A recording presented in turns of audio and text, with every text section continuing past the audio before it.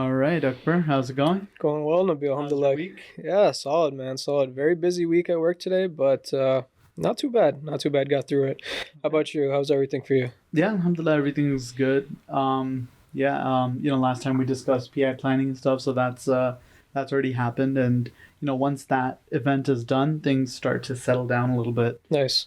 So yeah, alhamdulillah, like after every difficulty, there comes some ease, right? So, 100%. I definitely felt that this week. So we had a product launch that was happening this week. So mhm. I really had to kind of just take over from a perspective. So my company, it's not agile. Okay. It's waterfall. Oh, really? They're 100% waterfall. Huh. But they're so behind. They're now trying to play catch up. Okay. So they're just now building out an agile department. Okay. So they had this product launch, and everything was so chaotic. Mm-hmm. From the testing, from the coordination. I really had to come in, and as a product owner, as a product manager, I had to own the situation. Okay. I had to loop everybody in, and I was talking to VPs, Mm-hmm. I was talking to senior VPs, Oh. talking to regular testers, talking to the dev team, and just trying to figure out what are we doing, where are we trying to take this product, and how can we still hit that pilot launch date, right? So it was funny because the architect team, we went through 3 different solutions, and each time they brought up a new solution, Mm-hmm. it got closer and closer to the pilot date. Oh. So our pilot is on Tuesday. Oh. So all the way up until Thursday of this week, they had a new solution that wow. to kind of implement. Okay. But as that product owner, as that product manager, it was definitely stressful while like doing it, because a lot of it is on your head. Sure. Your boss, your manager, you have the VPs kind of breathing down your neck, asking you, what's going on with this. Mhm. But when you take over, your work really highlights, and other people start speaking up for you, and highlighting as well as what you're doing. So I multiple times there's other people on the team Yeah. reaching out to the VP, telling them like, I'm doing a great job facilitating, Mhm. coordinating, and just trying to get this thing out there. Right. And they're just mentioning it just for the sake of They're just mentioning it for the sake of giving you mentioning your- it. yeah, Giving me nice. my flowers, Nice. in real time, which is awesome to see. Right. So alhamdulillah, as you said, with every hardship, there's some relief. So we're good to go. Everybody knows what they need to do. Mhm. So come Monday, we'll be set to launch. So I guess that's interesting. So the pilot you said is next week. Yeah. Okay. But the pilot is what? Is that like your MVP? The pilot is the MVP. Okay, but if architectural changes are still being made, it's going to be difficult for the developers to get it done in time, wouldn't it? Or So there's no actual development on this. It's all configurations. So that's the thing. There's no the Okay. different solutions we went through yeah, that since makes a lot more sense. since the pilot is coming up, Yeah. we're literally doing the bare bones we can, Mhm. just so like it can still work for pilot. So Okay. actually how it's working is we have some configuration changes in Oracle, Yeah. Okay. and then a lot of it is being manually tracked on spreadsheets.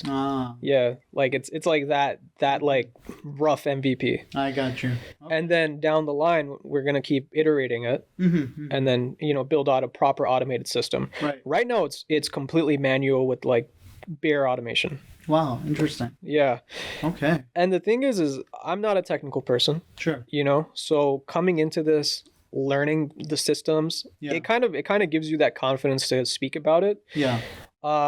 But the beauty is I'm not the one doing any of these configurations. Mhm. I'm not even the one testing. Mhm. I'm just making sure everyone is doing their job Right. and right, reporting that back to the executive team. Right. No, absolutely. No, that makes a lot of sense. I know you've been like really tied up these past couple weeks now. Yeah. So after the pilot is done, does that subside or? Yeah. It'll be good for the next few months, I would say. Okay. Yeah. Nice. I'll probably go on something a lot more smaller in terms of a project. Just Okay. I'm gonna take a couple days off for sure. Oh, Just yeah? yeah, because I'm Okay. like guys, Nice. need a break. How does PTO work at your place? Is it like unlimited PTO? Yeah, unlimited PTO. Unlimited PTO. Yeah, you just take off. Okay. And how does unlimited PTO work exactly? Could you kind of explain that? Because, for a lot of people, it's a foreign concept, like Yeah. unlimited PTO. Like, Yeah, if yeah. that's the case, then why do you even go to work? I mean, Right. so what are the dynamics or, the politics or how that works? So a lot of times with unlimited PTO, you may feel like a guilt trip, right? That's something people talk about is since it's unlimited, they kind of feel guilty taking time off. Okay. But if you're at a company that is a solid company and they encourage people to take PTO, the only thing they ask for is like, hey, put in your days like well in advance, a month or two in advance.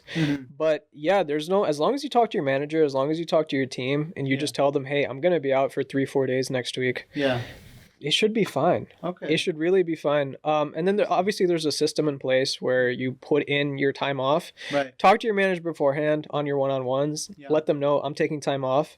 And the thing with unlimited PTO is they can't deny it, right? Because it's your PTO. The only way they could really deny it is like, let's say I wanted to take some time off during this launch, right? Like this week that I was super busy. Right. If I was like, hey, I'm gonna take, and you're putting yourself in a bad position. Sure. Because then it's going to have people feeling some type of way about you. I got you. Yeah. Like this guy's taking 4 days off when we're trying to get this pilot out there. Versus now that the pilot is getting out next week, if I take 3-4 days off next week, it's understandable. No one's going to care. It's like well deserved. Like, okay, it makes sense. Exactly. I got you. So do you feel like on average, organizations that have unlimited PTO, individuals take more or less time off than if you have like a set? That's a good point. You know, research actually shows that people with unlimited PTO end up taking less time off. That's what I would imagine. They take less time off, which is surprising. But it's kind of plays into that guilt factor. Exactly. That's exactly what I would imagine. You know? If I think of myself in an unlimited PTO setting, I would feel bad. You'd feel bad, right? Yeah. I don't know why. The thing is like with unlimited PTO, you could take every Friday off if you wanted to. You know what I'm saying? And no one will ever bat an eye. And it's not going to cut into your PTO hours because it's unlimited. Yeah. Right? Versus, let's say you had 25 days of PTO. But there is an approval process, correct? Like, it has to get approved? Yes and no. Sometimes, surprisingly. Okay, well, I would imagine there has to be, because what if like there has to be a certain number of people on the team that are there, right? Sure. If the whole team's out, sure, then the company would suffer. Yeah, there's definitely an approval process. I would say if you're taking more than 1 day off in a row. I got you. But if you're taking the occasional Monday, Friday, Wednesday, Thursday off, like every other week, every 2 weeks, if you're taking a day off, no one will ever bat an eye. I see what you're saying. No one will ever bat an eye. As long as you give your manager the heads up. Most of the time, I don't even put it in the system. I'll just message my manager. I'll be like, hey, I'm not going to be in today. And he'll be like, yeah, understandable. Okay. So again, it plays into the dynamics. Depends on your managers, and it also kind of depends on how good of an employee you are as well, like with your skill set. Do they trust you? Do they know? Yeah, that's a good point, man, because if you're the type of person that has a reputation for getting the job done, then people they aren't concerned. Yeah, no one's going to care. That's being taken off because they know, like, all right, this guy has good judgment, right? And he's the person that gets the job done, one way or another, type of thing. Yeah, absolutely. That's a good point. Like every Friday I take a half day. I'll work until like 11, 10, 11, and then I'll just get ready for Jummah. Yeah, and then I'm off the clock after Jummah. Nice. So, and you don't need to put that in the books or anything. I have it on my calendar. Just I'm out for 2-3 hours. I got you. Because I have like a Jummah block. Yeah. Every Friday. Every Friday, it's like a 1 hour block. I just have it blocked. Yeah. Usually Fridays, honestly speaking, are like a little bit chiller anyway. Oh, always. Yeah, people try to like not put meetings like at people get mad if you try putting meetings on Friday. It's a little bit annoying, but no doubt about it, there have been many times where I did have them, but those were like kind of exceptional cases. I would say the norm is definitely not that. Absolutely. Yeah. If you can't get around it, you can't get around it. Yeah. If there's something important. But most of the time, people are very reasonable and understanding, especially if you work in a hybrid environment. Right. One thing I've noticed, so I have to go in Tuesday, Wednesday, Thursday. One thing I've noticed is Monday and Friday. Yeah. It's basically a day off. I see. Like no one is setting up calls. Okay. It is very open. Okay. And I feel like most people who work hybrid, they understand I'm going to do my work when I go into the office. And get it done. There. Like I'm going to get my week's worth of work done. Done in 3 days. Yeah. Like hyper focus and just make it happen. That way, when Friday comes around or Monday comes around, I'm not stressing. That's cool because it kind of makes your weekend a little bit more chill. Right? It does, yeah. Like your Sundays are not as like, oh man. It does. Morning. The thing about, so there's pros and cons to everything, right? Sure, of course. And going just into a tangent, but when I worked fully remote, a lot of the times I would kind of feel anxious because I would get pings at like 5 p.m., 5:30 p.m. And I'm like, oh man, like I'm remote, like I gotta answer this. Yeah. Versus like now that I'm hybrid, somebody pings me 5 o'clock. I'm like, I'll talk to you tomorrow, dude. I'll see you in the office. Like, laptop closed, like, you know. And everybody that's on your team is actually physically there in the office. Most Tuesday, people, yeah. Wednesdays and Thursdays? Most people. Okay. Most people, yeah. The IT department is usually there Tuesday, Wednesday, Thursday. And then you have the exceptional case. Like I said, people, if you take off a day or two, like in between in the week, yeah, nobody really notices or nobody really says anything either. I got you. You know? Okay, that's cool. Yeah, and that's cool. You mentioned about your manager being chill and you having good understanding with him. Yeah. Because that's like one of the quotes, right? That people don't quit their job, they quit their manager. Yeah. It's usually not that job. It's usually a really hard to deal with manager. That's the reason why people will leave. A good manager really makes or breaks your team. So I'm friends with another product owner on the team. He's also a Muslim guy. Oh, nice. Him and my manager have the most intense beef you can think of. Really? They have intense beef. Local guy? Local guy, yeah. Local Muslim guy. Yeah. He's around our age. Oh, really? But he has intense beef with this manager. They just got off on the wrong foot from the beginning and it never went from there. Versus me, like I've had bad beef with manager in the past. So when this guy came in, in my head, I'm just like, dude, I'm going to set the best first impression. I got it. So that he is not on my case. So what does it take to like set a good first impression? Honestly, just being proactive. Yeah. When it comes to your one-on-ones, you have a set agenda of what you're going to talk about and what you're going to go through. Yeah. And the good thing about this career is you really get to analyze a person. Okay. And once you know how a person works, you can kind of know like what things to say or what buttons you can push that will work best for them. I got you. You see what I'm saying? Yeah, like what things they appreciate and that type of stuff. Right. So for this specific manager, he really likes kind of just talking about himself and talking about like how he got into career IT and how he's like a leader. Nice. So I would just ask him, I'm like, hey, do you have any advice on being a good leader? What couple things can you tell me on being a better leader? Nice. And he loved it. I see. And he loves to give. He loves to teach. Yeah, he loves to teach, and that's awesome. That's good for him. Right. No, that makes sense. Versus if you kind of just come into get double the benefit, right? Yeah. You get to build rapport, and you learn something. Also, you get a person's perspective. Exactly. Whatever they learned in their life. Exactly. And this guy's like in his 40s, so he's got 20 years of experience. Exactly. Yeah. So yeah. That's honestly a life hack, kind of, because especially those of us that are like under 10 years in our career. Yeah. You can really take advantage of the fact that there's people that are more than happy to teach you. And kind of, there's so many people that I've personally found that are more than happy to like kind of fill in those experience gaps. Yeah. So instead of you having to deal with it on your own, like you can kind of learn from the benefit from the experiences of others. And just like how you mentioned, it's double the benefit. Number one, you're actually picking up on some of the life lessons that they learned, like 40, like if they've been in the career for like 20, 30, because in my team, like I have people who've been in the industry for like over 30 years. So there's a whole like wealth of knowledge, obviously, that they've picked up. Right. Like they've been around, they've seen the rise and falls of different organizations and the different dynamics and the different technologies. And there's a lot. You can take it two ways. You could take it one way where it's like, that's like old school knowledge that's not relevant anymore, or like if you're a little bit wiser, you can kind of see the undertones that are like history repeats itself in a lot of ways, and the rise and falls, they're underlying principles that cause the rise and falls, and those same principles can come again, or you can see it again in your career.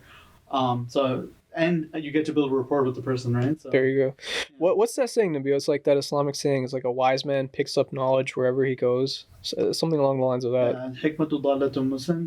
It's like the wisdom is the lost commodity of a Muslim. Yeah. So like wherever they find it, they'll take it. Right. So they're cognizant of and they're aware of wisdoms, and as when they find it, they make good use of it. Right? Yeah. So, absolutely. Yeah. And that's like one of they say.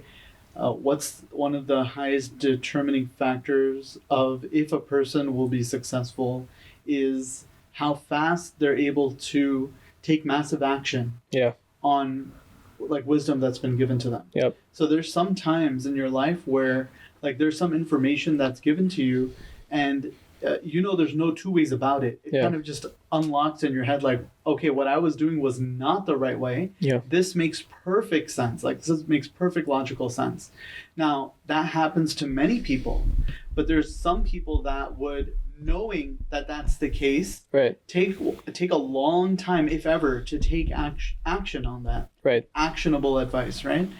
Compared to others that will, at the drop of a hat, as soon as truth is made apparent to them, they take massive action in correcting. You see what I'm saying? That's actually one of Hormozy's principles as well. Alex Hormozy's the speed to action, right? Speed to action, exactly. Yeah, it's really cool, man. Because you see, even like an example with Elon Musk is a really cool interviewer. This is guy that's just getting a tour. I don't know who he is exactly. He's like he was making a YouTube video. He posted it. He might be a journalist or maybe an engineer, but Elon Musk is explaining something, and then he gives a suggestion, just like, why are you guys doing it like this? Why not do it like that? Just as a, by the way, as they're doing, like in the middle of the tour, they're like touring like the SpaceX facility, and he just stops. You know how sometimes he'll just stop and just think. Sometimes someone will ask a question, and he'll just stop and think, right?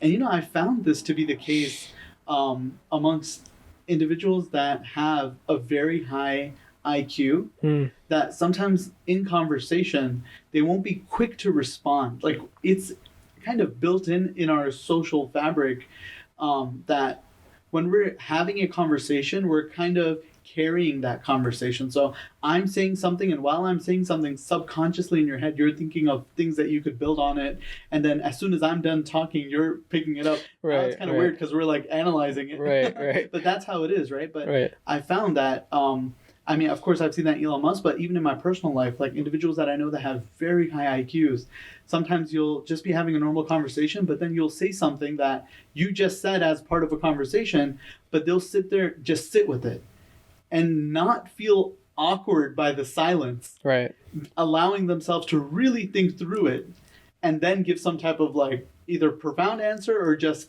acknowledgement and whatnot. So essentially what happens is he just stops and he's just thinking, and he's like, as a matter of fact, we should be doing it that way. And then what happens is, I think it was like next year, another video was made, and he took massive action on that. One just by the way suggestion that was being made while they were like touring the facility.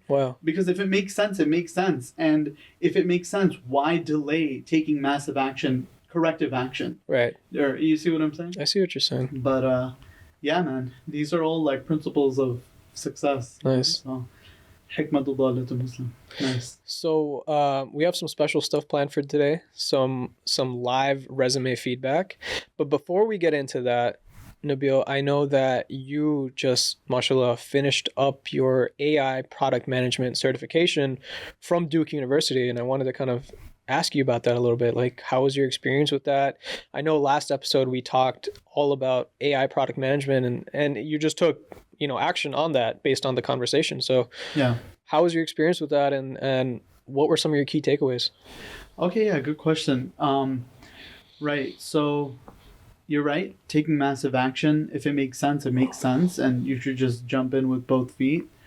I'm not going to lie, it was very intense and highly, highly technical. So, we mentioned multiple times, like for product owner, product manager, that you don't necessarily have to be like so technical, because you're working with the systems architect, you're working with developers. As long as you understand the technologies that are being used, it's not like you need to know like the underlying, like how it's implemented, like what strategy you would use to implement it rather than a different strategy. You get my point? Because as a product owner, like you're speaking from the user's perspective, and the user doesn't care about how you're implementing it. A user needs what's going to be easiest or most convenient for them. Now, you as an engineer have to figure out, how can I implement it to reach like that user satisfaction, those acceptance criteria that were set by the product owner, right? In this course, however, I found it to be very technical, very technical. You don't necessarily need to know how to code. But because you can technically, you can do a lot of machine learning. I don't know if you knew this, but Yeah. using like Excel and stuff, right? You can do like a good amount of machine learning just using Excel spreadsheets, and so that's an option. I don't know how I would have hated doing it that way. Like I benefited from the fact that I know Python, Right. so I was able to do everything in Python, which made my life so much easier. I was able Sure. to like import the necessary libraries and kind of use them to my advantage, because all the tools are there. You just need to kind of know how to use those tools, right? Sure. So yeah, I mean, not everything is easy, and I'd like to imagine that in this podcast, like we shoot straight. Yeah. So I would definitely say the Duke University AI product management is not for the non-technical Sure. individual. Sure. But if someone finds themselves to be a technical product owner, right, then it's definitely something that they can look into. Right. Yeah. So yeah. So I hope that helps. Like for those that are willing to take on the challenge, and if you're willing to like pick up Python, or you really delve deep into the Excel and stuff, then it's cool. Yeah. Also on my personal channel, Nabil Khan channel, you can go ahead and take a look at my capstone. Oh, So I professionally recorded it in my studio, awesome. because when I had to submit a video as part of the capstone, Okay. not only the code base, but also like a video. So you can feel free to take a look on my personal channel. You'll see the capstone. You'll get a sense of the complexity that I'm kind of alluding to, Okay. in this discussion. That's awesome, mashallah. Yeah, inshallah. So I will keep I'll keep you and the viewers posted. Sure. Because I have another 3-month course. So this last one was a 4-month course. Yeah. I have a 3-month course that's starting in 6 days, inshallah. So that's Dr. Marley Nikki, and she's the head of AI. She's an AI product manager with like high accolades at Google. Nice. He has a lot of like industry relevant experience.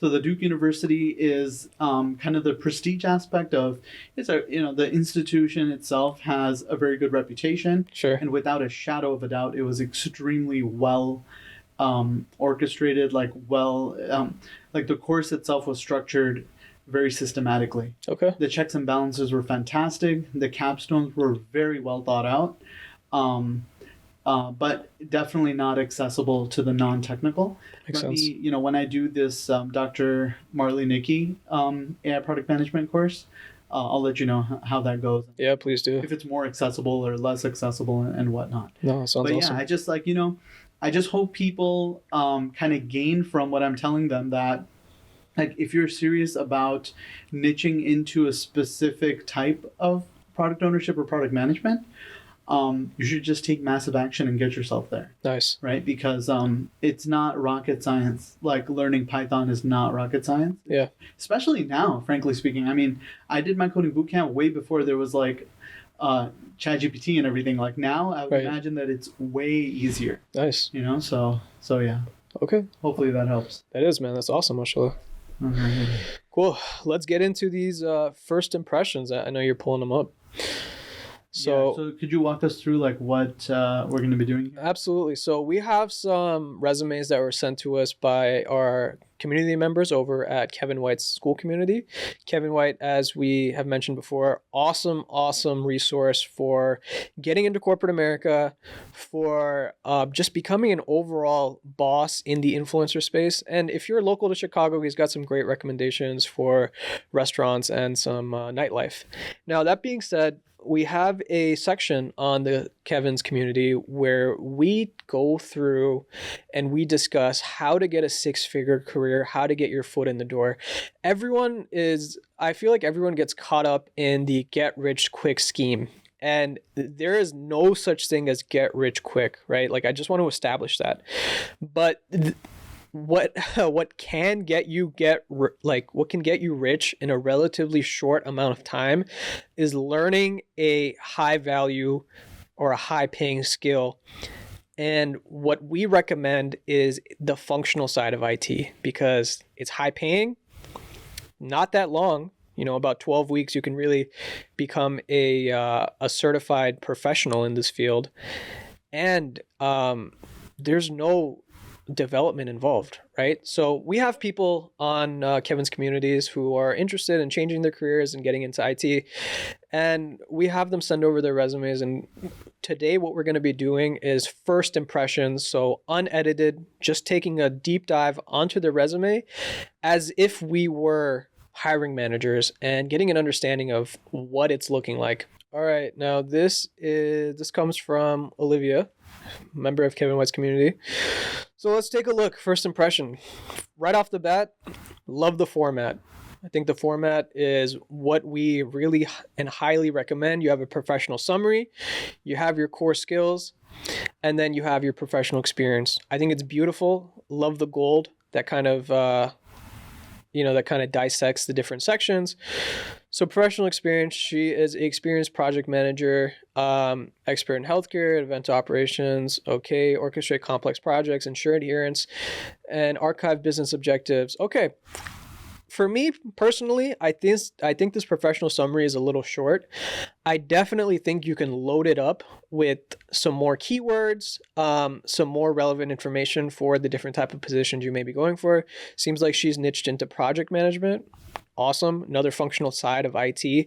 Personally, I think project managers, usually they get overworked and the pay does not necessarily equate to the amount of work that they may be doing compared to someone as a product manager who would be making on average, I want to say $15,000 to $30,000 annually more for, about the same amount of work, sometimes even less. I don't know if you can attest to that. Right. But that's neither here nor there, but love the core qualifications, project life cycles, project planning, budget allocation. Again, this is very niched into project.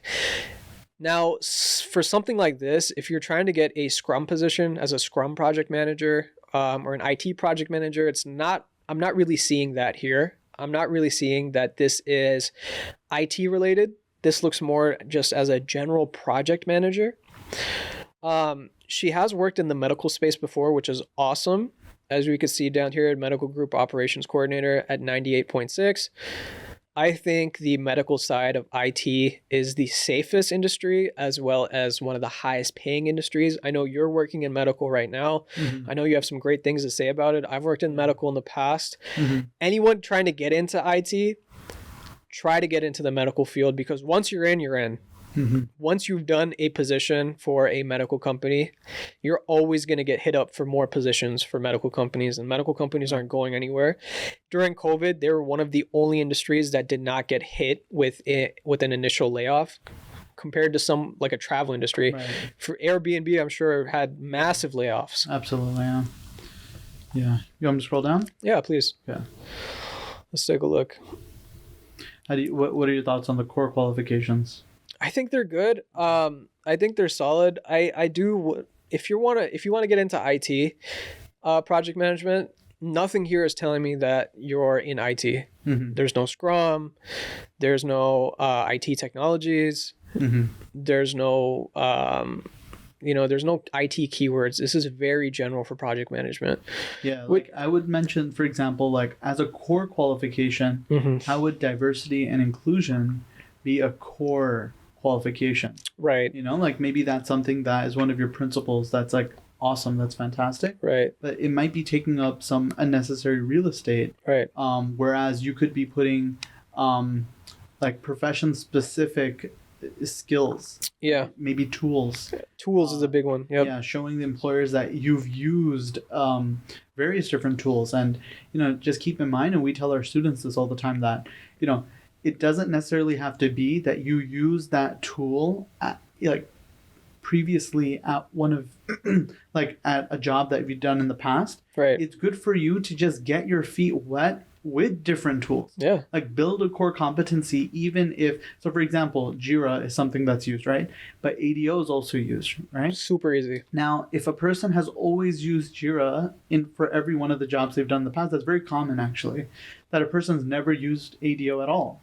But it's still good for them to have a good core competency of ADO so they could add it to their resume. Yeah. So they're not kind of restricted to just Jira positions that are using Jira. You don't want to put yourself in a corner or box yourself in because of a tool. That's ridiculous. Right. You see what I'm saying? There's so many free resources. Exactly. Even if you watch a 30-minute intro YouTube video, you'll get like a very good idea. And a lot of these tools are not hard. Like you said, Jira, ADO are two sides of the same exact coin. Yeah, it's just different interface essentially. Yeah. A few differences.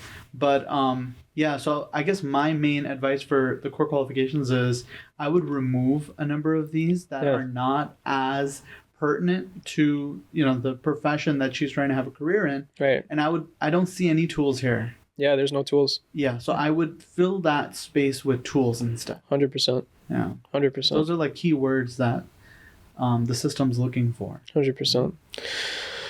All right, let's take a look at the professional experience. So far, it looks good. I like the bullet points. What I would personally add is maybe a 1 or 2 liner about what the overall project was before you get into the bullet points, just so the hiring manager can read like what the overall goal and objective of that specific project was. Mm-hmm. And then you kind of break down into bullet points. But that's my preference. Mm-hmm. I've seen that working a lot actually for our students and people in the job market. Right.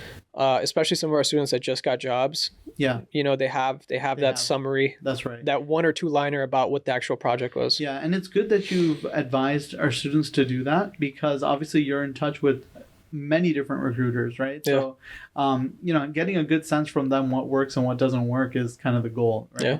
If you just have a recruiter, then he might have or she might have their own personal, let's say, preference or and whatnot. But the fact that you're in contact with like multiple different types of recruiters from different industries, right, that's what gives like that holistic picture, what's working, what's not working. Yeah. And then not only do we have the theory, but then our students are the test cases themselves. There you go. So we get to see who's working. I mean, who it's working for and, and whatnot. So that's one of our students, just a quick caveat, he has been very successful lately because he signed up for LinkedIn Premium for a month. Okay. And he just went hard on messaging people, messaging hiring managers, messaging recruiters. Nice. And he got the job. Fantastic. You know what I'm saying? Yeah, that's good. And it's free. He didn't pay anything. Right. LinkedIn it's Premium's like free. Yeah, it's a free trial. He used it to his advantage. That's excellent, man. Yeah. And then one more thing I would add is that if possible, it's always good to add like specific ways in which you have helped. Yeah. Like if you can add like a percentage, like if so, that's one thing. Like when you're actually on the job, you shouldn't just be kind of zombieing or daydreaming your way through day by day, but you should be keeping track of like your work and what effects it's had, and bring actual percentages. So like 100%. Based off this change, we were able to increase productivity by 15% as measured by our burn down chart or something like that. 100%. These types of qualifying like numbers and figures and percentages go a very long way. It shows that first of all you're a serious person, right? You know what you're talking about, and you're actually holding yourself accountable and keeping these metrics. Like if you want to know if a person is serious, right, you should ask them what metrics they track. Yeah.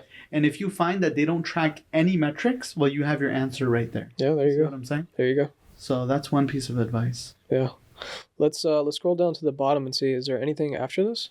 There's a page 2. There's a page 2. Okay. Let's check out this page 2. Here we go. Yeah, so she's worked for a while in healthcare, which is it's nice to see. Okay. Yeah. So she's very niched into this healthcare project management, which is awesome. Yeah, that's awesome. Healthcare is a very strong field. Definitely. So she's got her bachelor's there, university there, certifications, and then all the way at the bottom is the technical skills. I see. Now, okay. That's how they did it. I would take these if you're gonna separate it with technical skills and then like the professional skills that she had. Yeah. put it in the same section or Right, put it right, like right. right there. Put it right there. Yeah. You don't want a recruiter to scroll all the way down to see now you're using technical skills. Exactly. Yeah. You don't want a recruiter to just be looking at that top section and be like, okay, they're not hitting any of the tools. Right. Because this is a second page. We had to scroll to the second page. Yeah. You know? So she also has her Google Project Manager certification. This is awesome. This is is a good solid resume. I like this a lot. Those are just these small caveats, and I think you can take this resume from an 8 out of 10 and go to a 10 out of 10. Yeah. With these tweaks. Yeah. Overall, I think this is a very solid resume. Yeah, I think so too. I guess the last thing I would say is I don't think it makes too much, like it's not such a big deal, but when it comes to like certifications and licenses, like notary public is obviously not relevant in any way, shape, or form. Mm-hmm. I just like to advise usually like anything that's not relevant, I personally recommend it not being there. Yeah, fair enough. You know, like I'm a black belt in Taekwondo, but you don't see it on my resume. Right. That's ridiculous. Right. Maybe I'll put that if I'm like trying to apply for a university. Right. Because it shows resilience, this and that. But as far as trying to apply for a profession, like a career, nobody cares. Yeah. You know? So it's best to make it, you can always make better use of that real estate by adding something that's more relevant, right? More relevant there. I'd agree. Yeah, overall, I think fantastic. Great resume. Yeah, not really bad. Good. Not this bad. was definitely one of the really good ones. Okay, you want me to load up one more? Yeah, load up AO's. Okay, load up AO. Yeah. So AO actually personally messaged me on school and asked if we can go through his resume. Now AO wants to get into tech. He wants to get into the IT field, and he has 0 IT experience. Okay. So he wants to see what he can do to buff his resume, make it look better, and what he should take to get into IT. I see. Okay. So personally, right off the bat, I hate when education is the first thing on the resume. Mm-hmm. I've had multiple recruiters like say the same thing. I've seen the same thing. Education should be the very last thing. Okay. Because frankly, unless you went to Harvard, like no one is going to care. Even if you did go to Harvard, like people care more about your skills and experience versus where you did your undergrad and master's from. Okay. You see what I'm saying? Like, like I have a healthcare degree, you have a theology degree, and we both work in tech. Right. So if degrees really like, if your school or like the degree you got really mattered that heavily, I don't even think we'd be in tech. You see what I'm saying? Right. So, it's not relevant to the industry. No, it's not. But it's our certifications that prove the point. Exactly. So education should always be the last thing. Right. Second thing, you need a professional summary. Every good resume, in my opinion, has a professional summary. Right. Has a paragraph breaking down who you are, what you've worked in, what are your skill sets, right, and where do you excel in a team structure. Sure. Those are the 4 or 5 points that you need to hit in a professional summary. Right. Now, taking a look at the skills, I think the skills are good, but it's just so like the layout of this resume is just very how do I put this? Unrefined. Yeah, it's very unrefined. Unrefined. It looks like something you type, like a person typed up, right? Rather than like a professionally created, right? Right. Rather than you actually put in the work to make it look nice as well. Right. Now, what do you think would help with that? Like if we had a format matrix, skill matrix, like which is essentially a table. Exactly. Yeah. Rather than having like a list with right. List. Either you have a table with, like you mentioned, the skill matrix, or you get rid of the table and you have the bullet points like we saw in the last resume that are nice and outlined. Yeah. Exactly. Now, but in like a grid-like structure. Exactly. Yeah. Exactly. Not like just comma. Shouldn't look like a paragraph. It should not. Absolutely not. So if you take a look at his skills, he's got a very interesting skill set: data synthesis, problem solving, sales, marketing, change management, design, implementation, coaching, training. Okay, if you're trying to get, like you mentioned, if you're trying to get into IT, you want to get rid of the things that are not relevant. Sure. Sales, cold calling. Yeah. It's not really exactly relevant. Yeah, exactly. And to your point, how you mentioned that there should be a professional summary, because the first thing you should get a sense of is what career is he trying to embark in? Right. Or like what type of job is he trying to get, right? Exactly. Whereas if you put in education first and then skills, like you're causing us to do a bit of like investigative, like we're kind of like we're trying to piece these riddles together Right. to figure out what is this guy trying to get at. Whereas Right. there should be no piecing together or guesswork required Right. at all. Right. It should be blatantly obvious, blaring right in your face, like I am this, and this is the industry that I'm trying, 100%. am proficient in and whatnot. Taking a look just at this resume, it seems like he's trying to go for two different positions, one in IT Okay. and one in marketing. Yeah.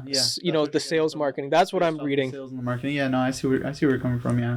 So Giving a clear, decisive message is important, absolutely. and that happens by having that summary paragraph. That happens by only having skills relevant to the industry that you're trying to get in. Yep. And that happens by clearly having like a well laid out skill matrix or bullet points. Now, taking a look at Ao's resume, he's a professional basketball player, which is very cool. Oh, interesting. That's awesome. Now, that's awesome, but it's like not going to translate into IT, Yeah. Well, you got to find ways to make it translate. But right. Yeah, I'm with you. Going from an athlete to a corporate career. Yeah. There's a lot of amazing qualities that that an athlete has that employers would love. Yeah. Because the dedication and like you really have to be self-accountable, right? Right. You have to hold yourself accountable to do something like that. Discipline, I would say, is the biggest thing. 100%. Having discipline, because if you're an athlete, you have discipline without a shadow of a doubt. Right. There's no athlete that, that's like a core competency that you need to have. Right. So I would take this entire Argentina professional basketball and I would put it in the professional summary, like a couple sentences about it, because that's like a unique standout. Very if a professional, on a professional resume, you're like, oh, this guy was a basketball player and he's in tech now. That's awesome. Yeah, that is very cool. Very different. People like to get different types of people from different walks of life because it adds to the tapestry, like that beautiful tapestry, right? Like everyone's from the exact same place, then you're not going to get new ideas. You're going to get an echo chamber that if it's good ideas, great. If it's bad ideas, no one's going to know otherwise. Right. But when you have like that diverse tapestry of a team, then it's like people can kind of give different perspective, fresh new perspectives, right? Yeah. Then taking a look at the camp coordinator / statistician. Again, I mean, the statistician, I feel like is more in line with the IT career. You can kind of you can kind of reword it and be more like data focused rather than the word statistician. Yeah. If you see where I'm trying to go with that. Yeah. Mm-hmm. And then we have Paramount Lead Solutions, Sales and Business Development Intern. Mm-hmm. Now, the business development is more in line with product and IT versus the sales. Again, you want to get rid of the things that are not relevant and you want to make your experience work for you. Sure. Not the other way around. Sure. And then the Milwaukee Area Technical College assistant supervisor of the fitness center. That's awesome, but it's not relevant. Yeah. Really, it's just not relevant. Right. Okay, and then we have collegiate leadership involvement. Mm-hmm. And then we have references. Okay, so and putting, I think, the references numbers like that. Yeah, is definitely not recommended. Yeah, I wouldn't even put the references on your resume. Yeah, it's not required, and frankly speaking, people only reach out to references once you get the job. Correct. After you get a job offer, then they're going to be like, what are your references? Right. They're never going to ask you for references beforehand. Right. Exactly. It doesn't work like that. Yeah. So, and let me qualify why I said that or why we're saying that, right? Not to just put the numbers of your references and as Akbar mentioned, not even to put your references on there. Right. The reason why is because like as Akbar mentioned, once they're interested in you, that's when they're going to be asking for references. Now, with that being said, right? When an employer reaches out to your reference, you want them to give you a very good review or like feedback to the recruiter that's reaching out. They'll only be able to do that if you are reaching out to them and letting them know that, hey, next week, or you should expect very soon, someone's going to be reaching out to you. Exactly. Because keep in mind, I'm sure it happens to him, it happens to us. We're getting calls all the time from unrecognizable numbers. Yep. And I never answer them personally. Yeah. I'm sure you don't either, right?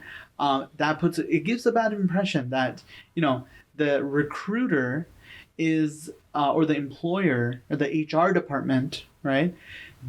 They're expecting that you've primed your people. Right. Okay. And if they're calling and they're not answering the reference, that shows the reference doesn't really care about you, right? That they're not even answering. Right. Right. Right. So that's why it's like, rather than doing it this way and even giving the possibility for them to be like surprised by it, or right. If you were to remove that, and when the HR department asks for references, now they're primed and ready. Right. They've already had a chance to kind of think through what they want to say. They know for a fact that they're going to get a call, so they'll start answering those calls and be primed. So I think this is a very unique resume, because it's the resume of someone totally on the opposite end of IT, which is professional sports. Right. So someone converting from an athlete to now a corporate leader, how do you do that? Well, you need to take a course, or you need to take an accelerator. Absolutely. Because there's so much missing there, just from even the resume that we saw. Mm-hmm. There's such a gap that you need to now fill that gap with knowledge that you have to learn. Right. And what's the best way to learn in such a short amount of time, if you're ready to hit the market, is an accelerator. Exactly. So something like Mentor Agile's product owner, product manager accelerator, which we've taken in this year alone, about 15 individuals who had zero IT experience or very minimal IT experience. And we help grew them into an IT career. Yeah. And now they're successfully working in the field. Yeah, that's right. Our alumni have been working at Northern Trust for a long time now. Different medical companies. Right. United Airlines. These are Fortune 500 companies. That's right. No, that's right. And I think it'll be really nice to have in future episodes alumni. Yeah. Of course, we have like testimonials and stuff that they've given, but it would be really great having them on the podcast itself. So absolutely. Viewers can definitely look forward to that, to hear it. Obviously, hearing it from us, we're the ones that like put our blood, sweat, and tears into it. So obviously, it is what it is. But hearing from someone that's a success story that went through it and stuff, it's a different feeling. So that's going to be really really awesome. Definitely. We have one that's a veteran that's in town. Nice. Maybe we can have him. He was in the Marines. He just got out, honestly, a few months ago. Yeah. He might be a good choice, or we have a lot of options we can choose from.